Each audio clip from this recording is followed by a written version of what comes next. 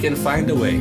İdil presents a podcast that addresses conflict on an international scale.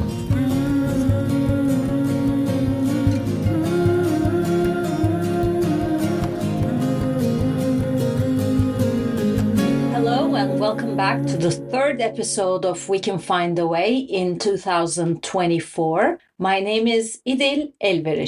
This is the sixth season of this podcast about conflict resolution. We Can Find a Way pioneers a culture change in handling conflict because conflict is everywhere. We Can Find a Way is also the only bilingual podcast that addresses conflict on an international scale. In this program, I will talk to Jasminko Halilovic from Bosnia and Herzegovina. He will introduce us to the story of war childhood and how the collection first turned into a book, then into a museum project telling the story of children in war. He will also discuss how this platform contributed to healing through storytelling in the Balkans. He will describe how he has been able to talk to people from all over the world who went through a childhood in war, including Japan, Ukraine, and Syria. Let us now move to the interview that Jasminko and I had on 13th of March, 2024. Thanks for agreeing to talk to me. Your museum or the War Childhood Museum is about storytelling. Can you please tell us the story? Well, the War Childhood Museum is also a museum of objects. But in the case of museum, objects are there mostly to illustrate the stories which we collect. And the stories which we collect are part of a collection which was created before the museum even existed. So basically now already 14 years ago, in 2010, I started collecting memories of war from my generation. I was a child during the Bosnian War in the 1990s. And I always wanted to do something what would preserve the story of my generation.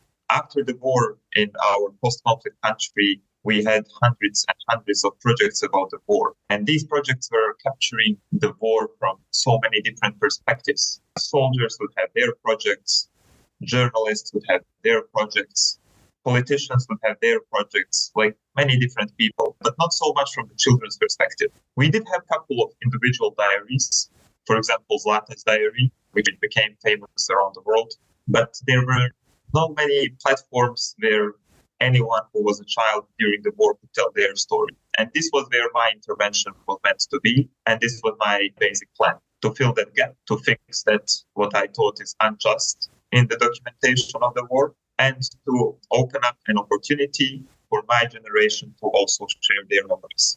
So that's how the project started. And it didn't start as a museum project, it started as a book project. I made a website and I asked people to share their memories. I asked the question, what was a war childhood for you? And I allowed only 160 characters for answers. So like tweets or text messages. Hundreds of people responded to this. Later, more than 1,000 people responded, and they were sharing some difficult, some sad, but also some beautiful memories in this very short format. At that time, 2010, 11, it was still the time when we just started to understand that our attention span is shrinking and that we prefer short formats. So I think the concept of the book, the concept of this mosaic of the short memories, was actually very timely and well chosen. After collecting these memories, I started editing them into the book, and the book ended up being that collection of these short memories. Something what I did not expect and what actually resulted later in the War Childhood Museum is two things. First, the community was created around the book. I thought, okay, people will send their short memory and it's a done deal for them. But people did not do only that. They started promoting the project. They started talking about it. They started sending me additional materials. And some of them started objecting this concept. They said, you limited it to 160 characters, but it's important for me. I want to tell more. And they would send me 10 pages long emails. And I was not ready for this. I was not trained to do this kind of research or documentation work. I was even not mentally ready to be support people who started sharing. So I was like, to admit something I did not expect. And this was one realization for me when I understood basically that people have so much to share. and that they need to share.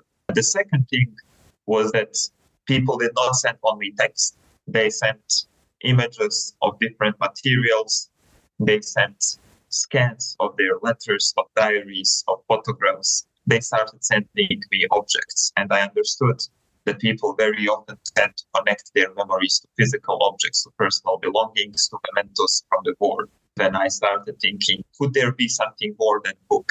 Because, book, you can keep adding sections, you can keep adding pages, you can keep adding materials to the book, but there is a certain common sense. You cannot endlessly keep expanding the book project. So I did expand it a little bit. I added one section which I did not plan from the beginning, where I put some of these, where I showed some of these materials they shared.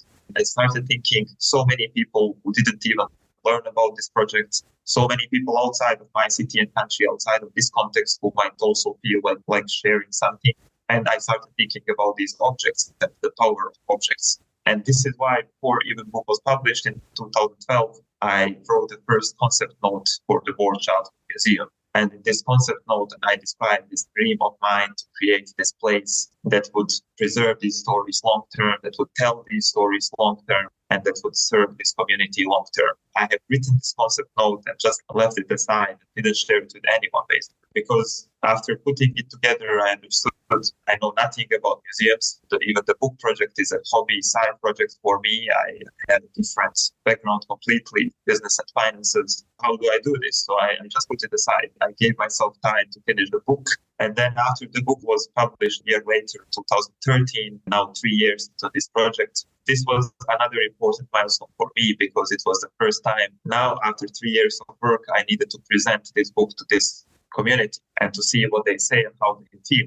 And this was for me like verification if I am capable to deliver in line with these people's expectations. And for me, this was very important because I understood during the work on the book that for many of these people, this project is more important than for myself. And they did have large and big and tough expectations, some of them. But after the book was published, the reception of the book, the way it was received, was really overwhelmingly positive. I think people in my city and my country, they accepted the book as a kind of a testament to the experience of our generation.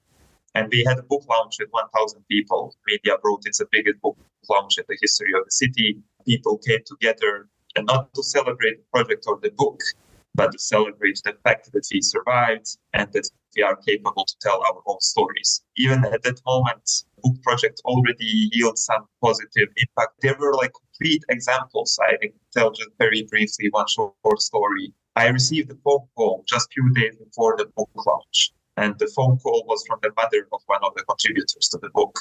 And she said, "I'm calling you to thank you because you helped my child to face her experience and her past." And then later I understood that this person, she was wounded during the Bosnian war in Sarajevo. She was 9 years old. She left town. She left the country to find treatment, first Croatia, then settled in Germany. And she never wanted to come back to her city. And she was 27 when the book was published. So 2/3 of her life, 18 years, she was outside of her city. And she went through the Bosnia to go to Croatian seaside.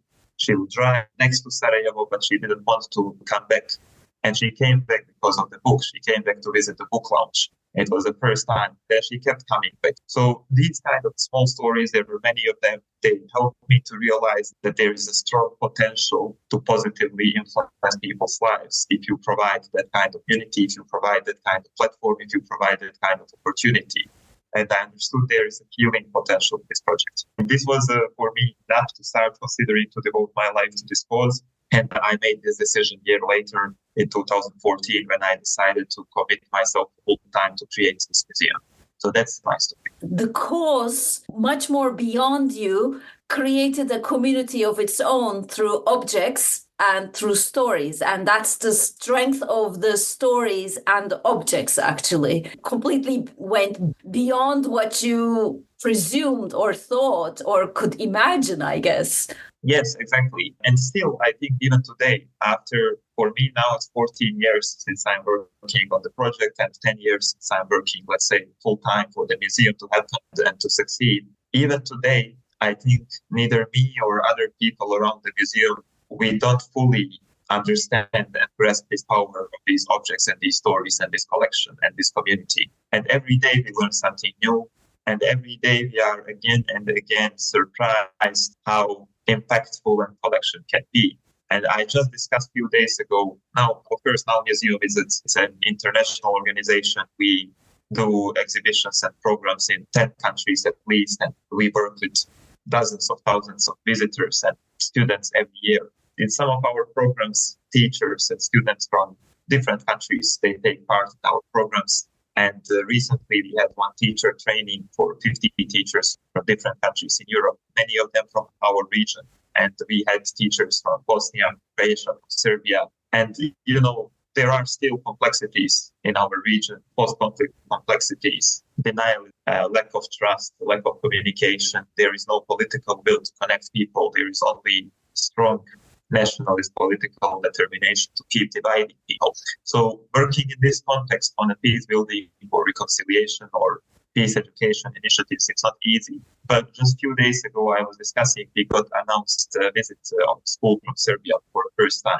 And this is not something that would be possible if you would rely on decision makers or ministries of education, because they are still against these kind of study trips. But this happened because students and teachers insisted to come to Sarajevo and visit the museum. And why they insisted is because they used some of our educational materials, the activity plans based on our collection. They found it online. They use it in their classroom. So there is a certain power that these objects holds. And this power is big enough to overcome the powers of nationalistic political agendas. I just had this conversation with my friends, colleagues from Serbian civil society, and they said we thought this is unimaginable, but now we say it's possible. And now we are talking if we can create a network of teachers for peace in the region to amplify this impact. But I'm just telling you one of these small stories which can tell you that this collection can change the way people think and feel about things.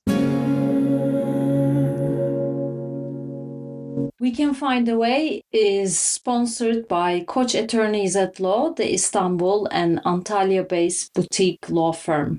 Founding partners of Koç Attorneys at Law are staunch believers of using dialogue and finding common ground to resolve conflicts. They're very happy to be supporting We Can Find a Way in the hope that it will help advance the much-needed discussion on de-escalation and reduction of polarization in conflict situations within the legal practice as well as in the public discourse. You're saying it kind of works with Serbia, but what about the Republika Srpska in Bosnia? Do you also have connections there? Yes, so everything the museum does today, you can book at least on two levels. One is individual level and another is collective level. So we always ask two questions: what we can do for people, for citizens, for those who engage with us, and the second question, what we can do for the society.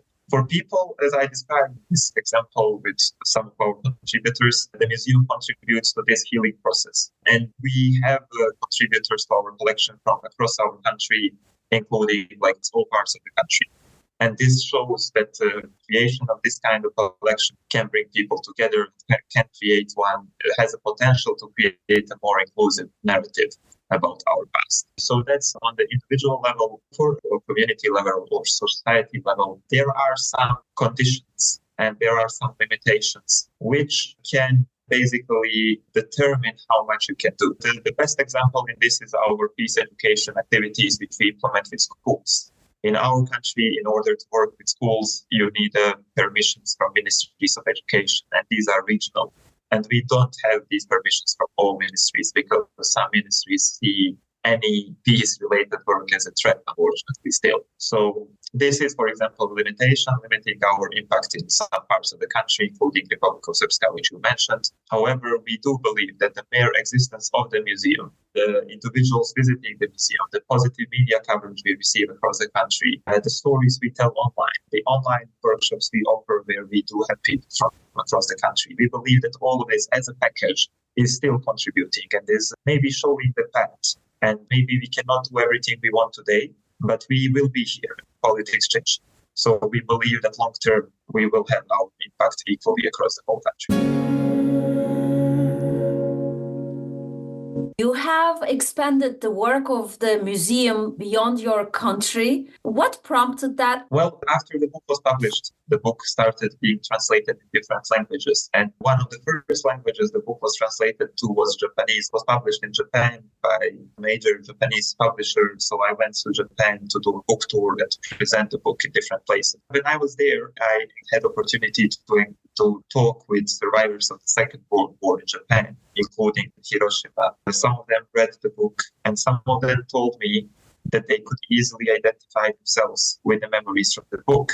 And I remind you, the memories in the book were from Bosnian children from 1990s. And these are now people 70 years old, 80 years old, who were children in 1940s. So this was another push, because I understood this is a universal experience shared by so many across the world. I knew if I would ever want to do something about this after the book, it should never be limited to the borders of my country. So basically, even in this first concept note of the museum in 2012, I wrote this already, but later I was only convinced more and more that this should be the way to go. And this is what we have done. After creating our Bosnian collection, having first temporary exhibitions in the country and opening permanent museum in Sarajevo in 2017, we immediately started to expand our collection internationally. The first project was with Syrian child refugees in Lebanon. Then we started working in Eastern Ukraine. Many people don't know, but the war in Ukraine did not start in 2022. It started in 2014 with the Donbass and Crimea. So we started working in the east of the country to document experiences of some of the children affected by the war in Donbass.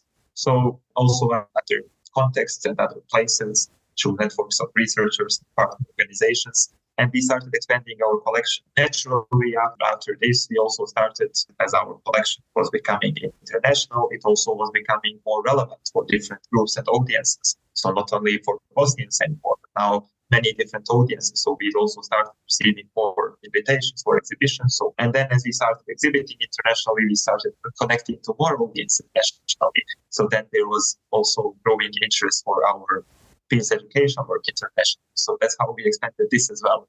So today, the museum has a couple of offices in a couple of countries, and we deliver our programs to audiences, mostly Europe, but also outside.